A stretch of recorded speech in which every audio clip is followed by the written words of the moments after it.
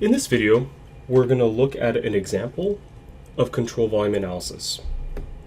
In this example, we're going to analyze the flow through two adjacent pump vanes.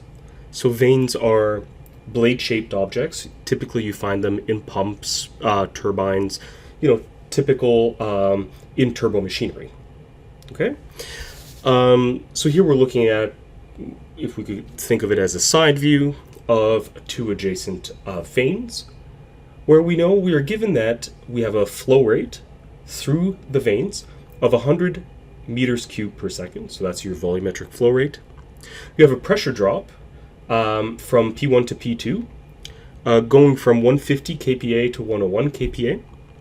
We're also given that the cross-sectional areas at locations 1 and 2, so at the leading edge and trailing edge of the vanes, they're the same. And we're also given that V1 is 10 meters per second, and we're dealing with water. So the question is, what are the net forces on the vanes? So this seems to be a very typical problem that would be very amenable to control volume analysis. So the very first question is, well, what should be our control volume? We can look at the region between the two vanes, and we could say that this is our control volume over here. Yes, it is a bit of an odd shape, but as we're going to see, it doesn't really affect our analysis too much.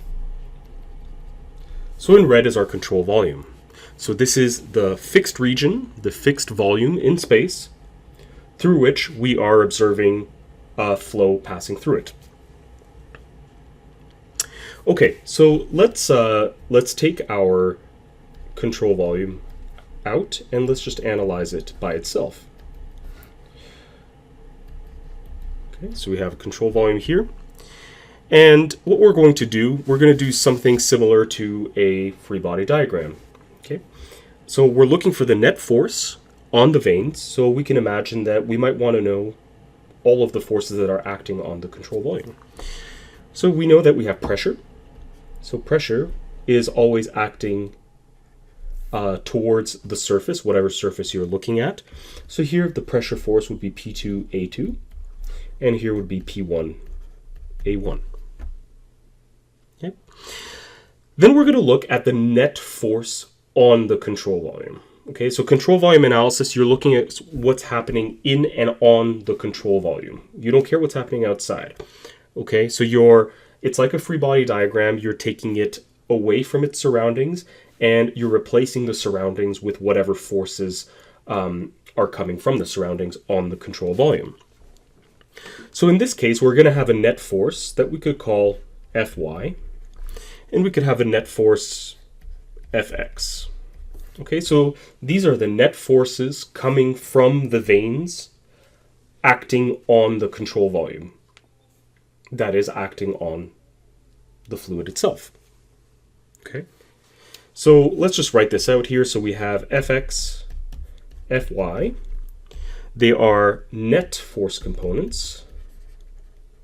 Net force components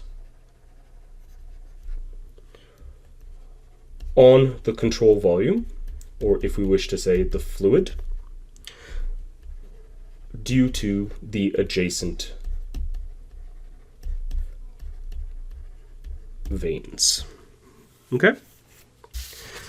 All right. So there's no one way to solve these control volume analysis problems.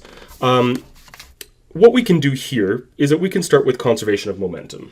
So let's just start with conservation of momentum and see what that gives us, and we'll see if maybe we have some unknowns that we have to deal with.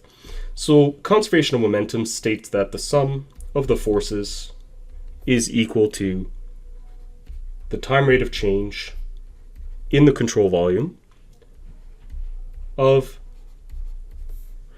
the momentum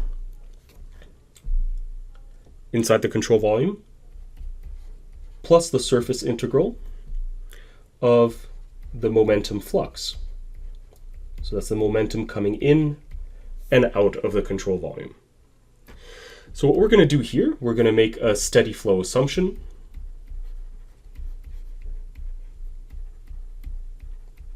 Okay, so there will be no accumulation of momentum inside the control volume. And that is a reasonable assumption to make, given that we're not given any reason to believe otherwise, right? So the boundary conditions of our control volume, being the pressures and the velocities, they're constant in time. We're told that V1 is equal to 10 meters per second. We're not told that the pressures, there's no decrease or increase in pressure at the inlet or outlet with time. So there's no reason to believe that this is not a steady state or steady flow assumption problem. Okay. So now, what we can do is separate our conservation of momentum into its x and y components. So let's look at the x components.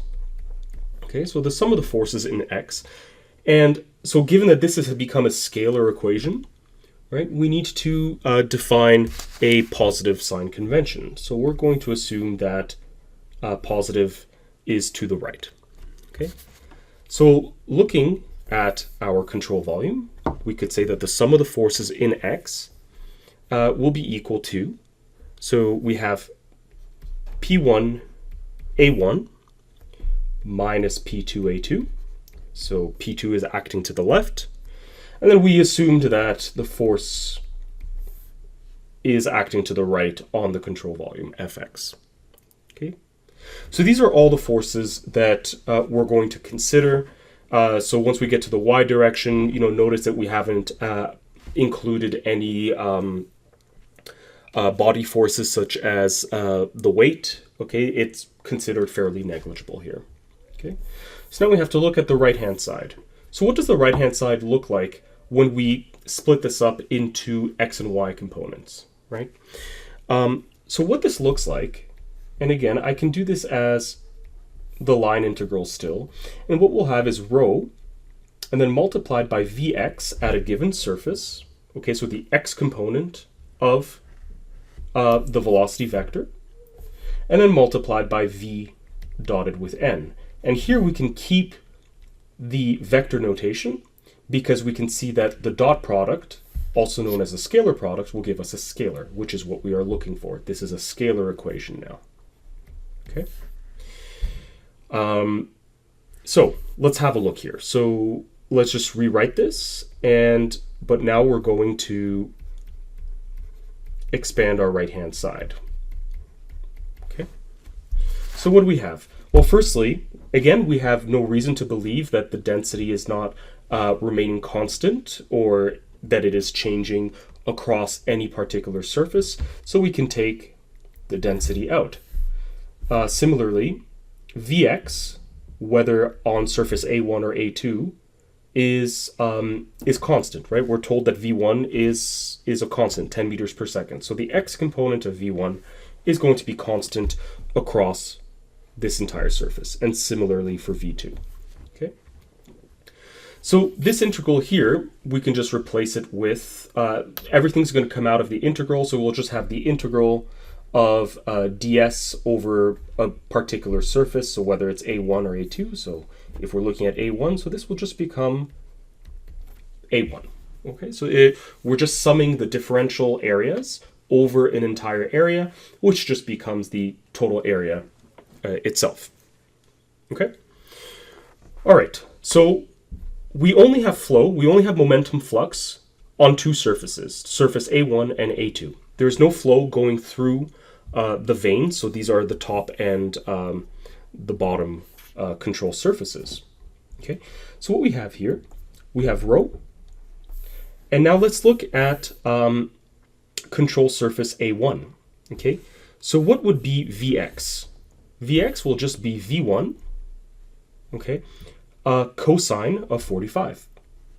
V1 cosine of 45. Okay, this is just Vx.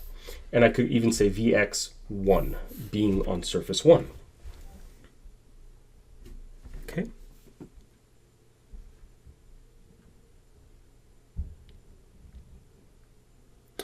All right. Next will be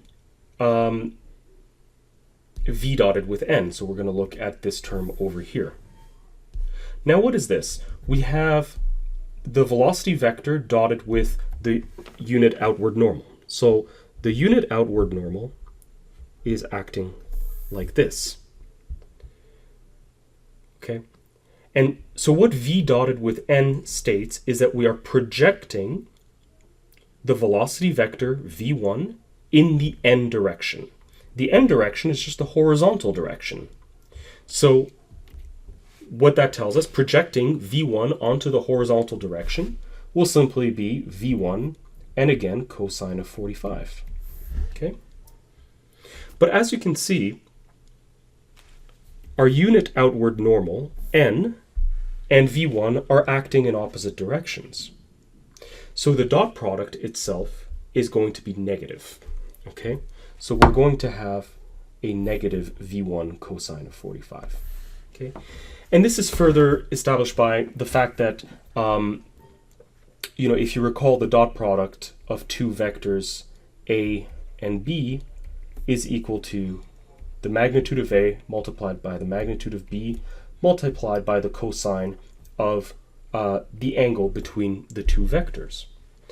And in our case, we have vector v1 like this, and n is like this. So as we can see, this is our angle theta, which is greater than 90, so the cosine of that angle will be negative, right? So that is why we have a negative sign over here, okay? And we know this from the previous videos, so at inlets, typically our v dotted with n will be negative, and at outlets, our v dotted with n will be positive, okay? So this term here is v dotted with n, and we could say this at surface A1. So all of this here is our inlet. Okay, next we move to the outlet. So at the outlet, again, we're just going to look at our momentum flux. So we're going to have the density multiplied by Vx. Now Vx on surface 2 will be V2 cosine of 30, and then multiplied by v dotted with n, and again v dotted with n is just the projection of v on surface 2 in the n direction. And here the n direction is in the horizontal direction, so it just becomes v2 cosine of 30. I forgot to multiply all of this by a2, and this will be, this will be a1 rather, and this will be a2.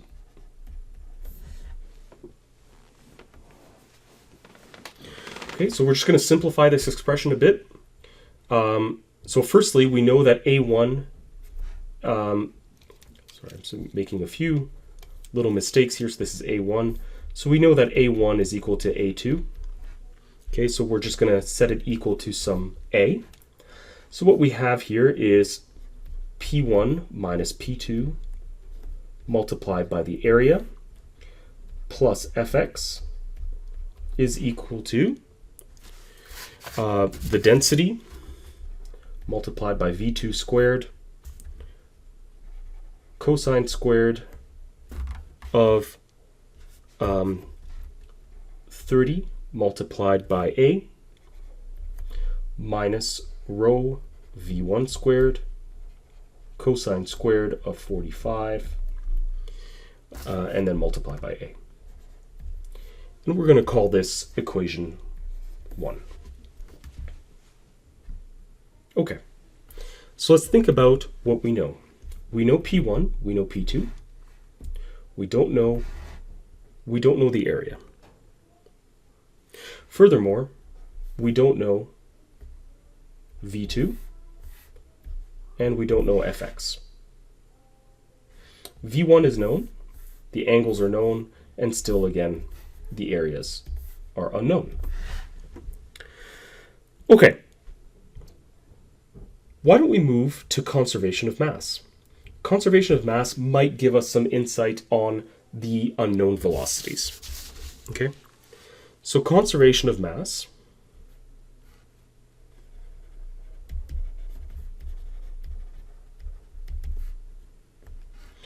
tells us that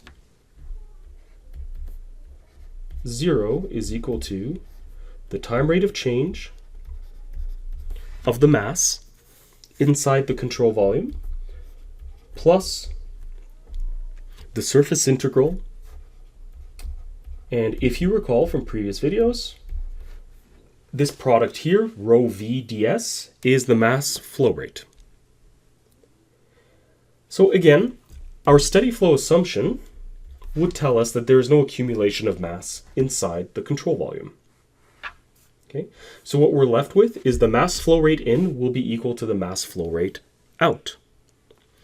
So let's write this out. So we're going to look at both control surfaces, control surface 1 and control surface 2. So at the inlet, we're going to have rho multiplied by v dotted with n. So we've seen this already. V dotted with n will be v1 cosine of 45 and then multiplied by a1. But again, recall that v dotted with n for an inlet, they are acting in opposite directions. Okay, so we're going to have a negative sign in front here. At the outlet, we'll have rho v2 cosine of 30 multiplied by a2.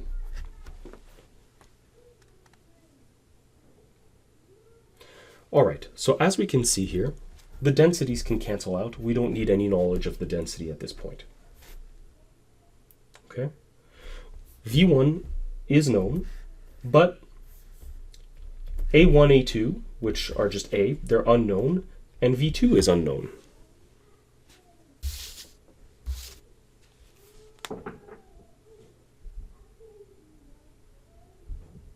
Okay. However, we are given something that can help us. And what we are given is the volumetric flow rate Q. We are given that the volumetric flow rate Q is equal to 100 meters cubed per second. Furthermore, we know what V1 is. So if we know what V1 is, and we know what the volumetric flow rate is, we can find the area, A1, which will help us find A2.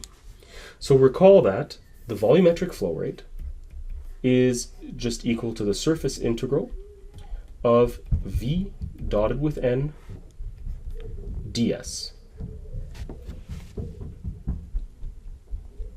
Okay. All right, so what we have here, we're just going to have 100 meters cubed per second is equal to V1 cosine of 45 multiplied by A1. And V1 is known, it's 10 meters per second, so we can solve for A1. And A1 is equal to A2, and that's equal to A. And what we find is that A is equal to 14.14 square meters. And so knowledge of this, we can substitute this into A1 and A2, and then solve for V2. Okay, so if we call this equation 2, we're going to substitute A into equation 2 and solve for V2. So what we find is that V2 is equal to V1 cosine of theta 1 divided by cosine of theta 2, where theta 1 and theta 2 are 45 and 30 degrees respectively. So here, let me just write this explicitly here. So cosine of 45 divided by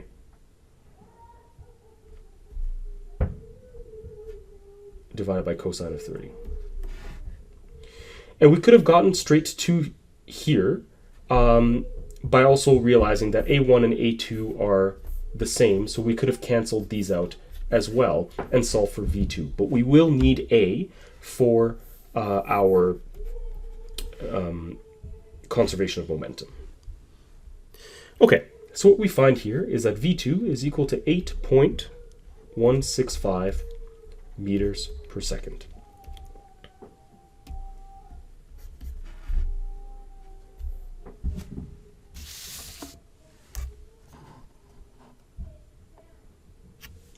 All right, so let's go back to equation 1. And now with knowledge of v1 and v2 and a, we can solve for fx. So what we're going to do is isolate fx, because this is what we're looking for. So we have fx is equal to,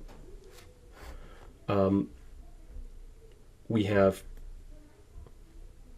rho a multiplied by v2 squared cosine squared of 30 minus v1 squared cosine squared of 45 minus p1 minus p2 multiplied by a. And as we can see, everything here is known. So a is known, we found it up here. v2 is known, v1 is given. We have angles, p1 and p2 were given the pressure drop through the veins. And again, a is known. We're also given that we're working with water, so we're going to use the density for water, which is 998 kilograms per meter cube, which is a standard at standard atmospheric standard conditions. So what we find, so if you substitute all our values, so we know density is equal to 998, V2 is, we found 8.165, V1 is 10 meters per second, P1 and P2 are given in the problem. We find that Fx is equal to minus 693,000 newtons. Okay, so this is negative 693 newtons, and this is on the water, or the CV.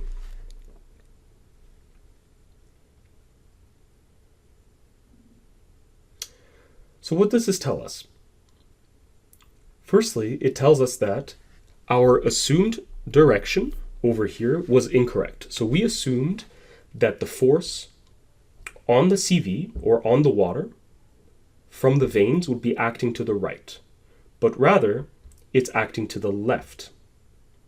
Okay? So the vanes are exerting a force on the CV towards the left. Now, we are asked to find the forces on the vanes. So the forces on the vanes will be in the opposite direction to the force on the CV. And this is just from Newton's third law. So the force on the vanes will be, and we can put it in vector form just to be abundantly clear.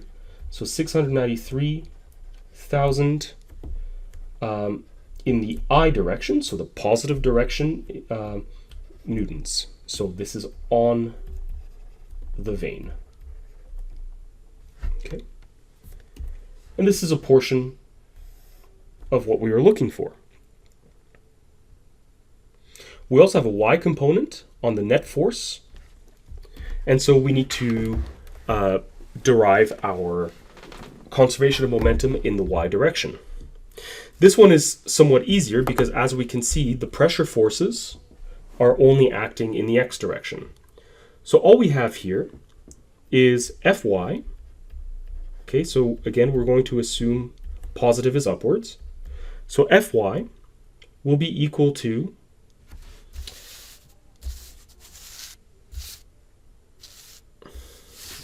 let me bring this up a bit here. Perfect. Okay, there we are. So Fy will be equal to rho Vy multiplied by V dotted with N ds, and this is the integral on every control surface.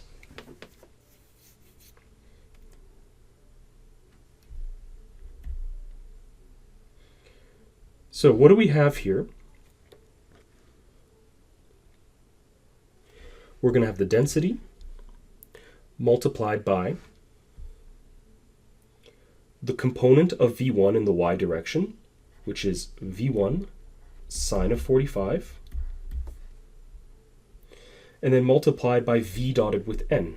So again, this is the projection of the velocity vector in the n direction. So in this case, it is v1 cosine of 45. So this is exactly the same result as in the x direction. But again, notice that the angle, the two vectors are acting in opposite directions, and therefore the result is negative. Then we're going to multiply this by a, which is now known. Then we're going to look at the outlet. So we have rho v2 sine of 45, so the component in the y direction, multiplied by v2 cosine of 45 a, where v2 cosine of 45 is the projection of v2 in the n direction. All right. So simplifying things a bit, we're going to have rho a v2 squared sine of 30. Sorry, I realize I messed up my angles here.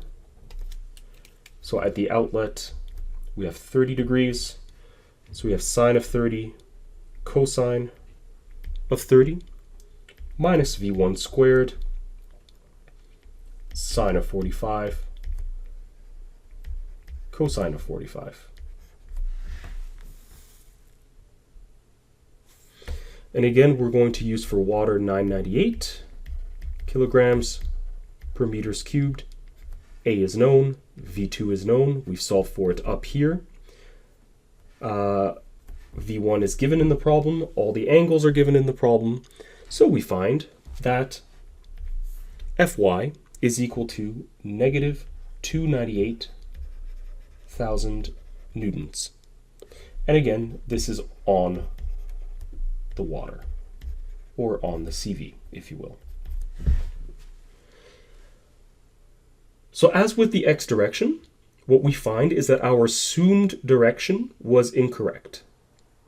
So the force on the control volume, or on the water, is acting downwards, or in the negative direction. Okay? And this makes sense, right? So what are the vanes doing? They're turning the water. So initially we have an angle of 45 degrees. At the outlet, we have an angle of 30 degrees.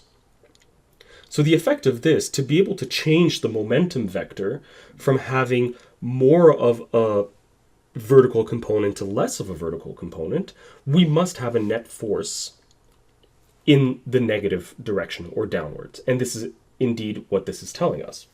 Okay? So on the CV, Fy is acting downwards. The question is asking what is the force on the vanes, so therefore Fy would be in the positive direction. So Fy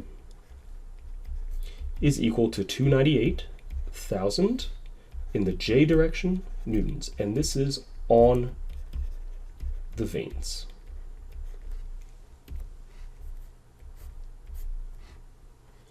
And this concludes the solution to this problem. So as you can see, for many of these control volume analysis problems, we need to use both conservation of mass and conservation of momentum together in order to solve for all unknown parameters. But as you can imagine, this is a fairly systematic approach. As long as you define your control volume in a useful manner, then solving the problem is fairly mechanistic.